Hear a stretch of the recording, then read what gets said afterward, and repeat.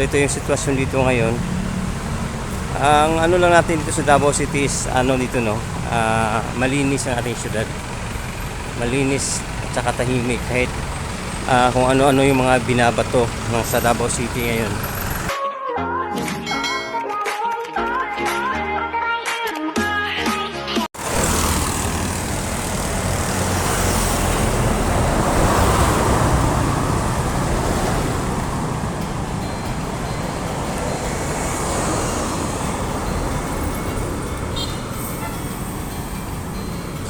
Magandang araw mga ka-wooker. So nandito tayo ngayon sa may Matina, dito po sa may bandang IT Park po. Ayan po ng Alorica, Davao. At ng SNR membership shopping. So mag-update po ako sa inyo sa ongoing construction po ng NCCC Mall, MAA. So yan siya mga ka-wooker, malapit na matapos. Ang target nila is this year matapos na yan, kaya paspasan yung kanilang construction. So medyo malaki-laki mall yan mga ka-wooker.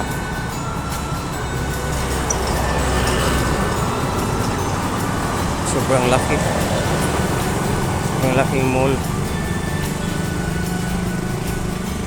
Ayan mga ka-wooker, silong tayo dito kasi masyadong mainit. So ayan siya mga ka-wooker. Hanggang dun sa may dulo, ayan So ayan mga ilang taon din siyang na-abandon na area bago tinayo ulit ng bago, kasi yung dati is nasunog nga po. So yan yung bagong gawa nilang mall ng NCCC po na pinaano nila, pinaganda, mas lang pinaganda kaysa dun sa dati.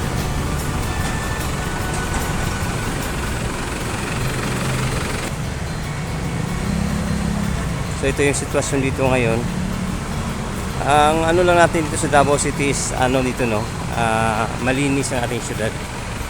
Malinis at saka tahimik kahit kung ano-ano yung mga binabato sa Davao City ngayon. Pero nanatili pa rin itong tahimik. So yun yung itsura ng mall mga ka-wooker.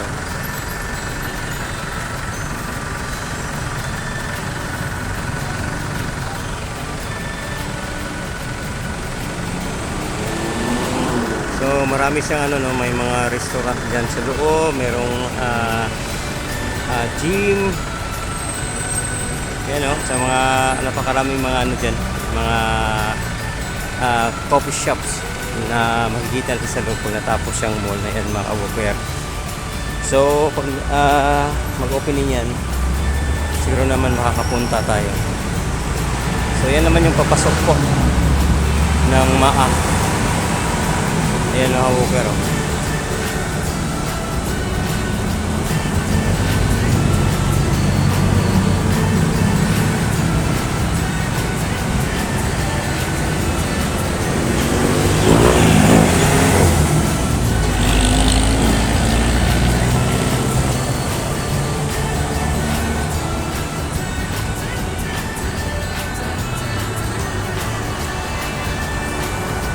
Kaya matibay yun, napakatibay ng gusali mga ka-wooker. Meron pang pinto sa may taas.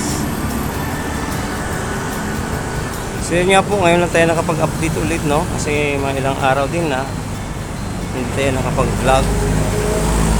So ganyan dito mga ka-wooker, napakainit ng panahon. Nung mga nakarang mga ilang araw is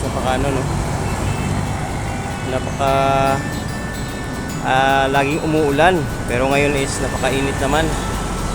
So hindi mo talaga ma-predict yung panahon, pabago-bago siya. So yan siya mga ka-wooker.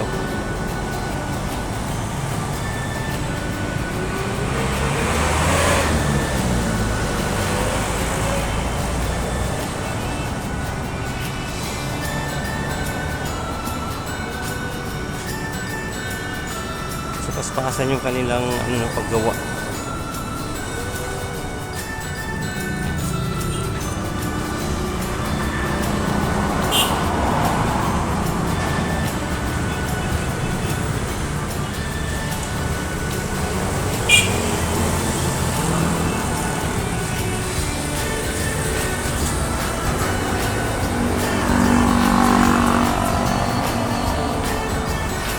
Kakaiba yung design ng mall na to mga walker.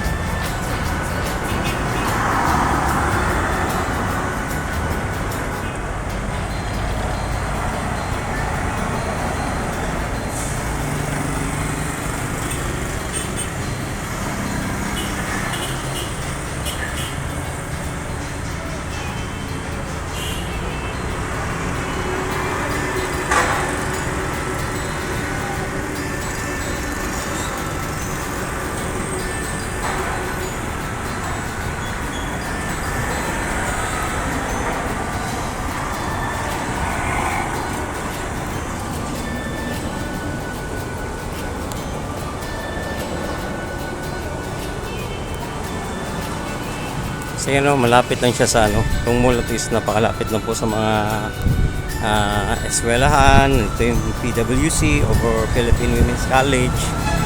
Nandyan din yung Ateneo de Davao University, Ateneo de Davao University, Ateneo de Davao High School. Yan o. Ayan siya mga ka-walker, yung papasok po ng Philippine Women's College. Ganyan siya kalaking mall mga ka-walker.